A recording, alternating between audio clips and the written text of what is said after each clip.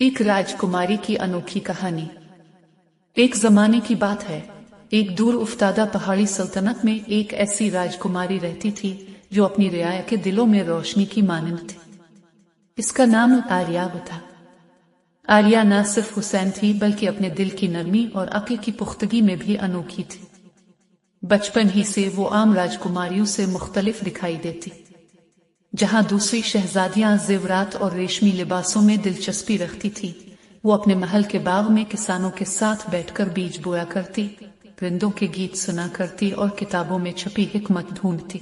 सल्तनत के लोग इसे नूर की बेटी कहा करते क्योंकि वो जब भी महल से बाहर निकलती, सबकी परेशानियां कुछ लम्हों के लिए खत्म हो जाती। मगर इस रोशनी के पीछे एक अनोखा राज छुपा था। आर्या के जन्म के वक्त एक बुजुर्ग दरवेश महल में आए और बादशाह से कहा, ये बच्ची तुम्हारे तख्त की वारिस होगी, लेकिन इसकी असल अजमत ताज तख्त से नहीं बल्कि इस कुर्बानी से जाहिर होगी जो वो अपनी रियाया के लिए करेगी। वक्त गुजरता गया और आर्या की उम्र बढ़ती गई। बादशाह बुढ़ापे का शिकार हुआ और सल्तनत पर पड़ोसी रियासत की नजरें गुड़ गई। एक रात दुश्मन लश्कर ने कला के करीब डेरे डाले। दरबारी खौफ ज़दा थे और बादशाह बीमार बिस्तर पर पड़ा था। ऐसे में आर्या आगे बढ़ी।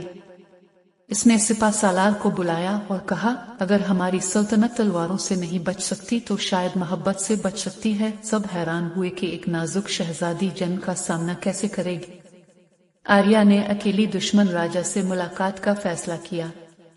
कीमती जेवरात के बजाय वो किसानों के हाथों बने कपड़े पहनकर एक सादा बैलगाड़ी पर सवार हुई। दुश्मन राजा, जो सख्त मिजाज और जाबिर समझा जाता था, जब आर्या को यूं देखता है तो हैरान रह जाता है। आर्या ने कहा, अगर तुम्हें जमीन चाहिए तो लो, लेकिन उन लोगों को गुलाम न बनाओ जिनके पसीने से ये जमीन जरखेज है। अगर तुम्हें जीत चाहिए तो मुझे कैद कर लो, मगर इस सल्तनत के बच्चों की हंसी ना छीनो।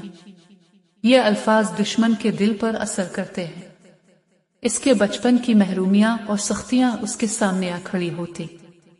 इसकी आंखों में नमी आ जाती है और वो ऐलान करता है कि ये सल्तनत तुम्हारी है, क्योंकि तुम जैसी शहजादी को शिकस्त देना मुमकिन ही नहीं। यूं एक खूनरेज जंग टल जाती है और आर्या को रियाया का हकीकी मसीहा माना जाता है। लेकिन आर्या की अनोखी कहानी यही खत्म नहीं होती।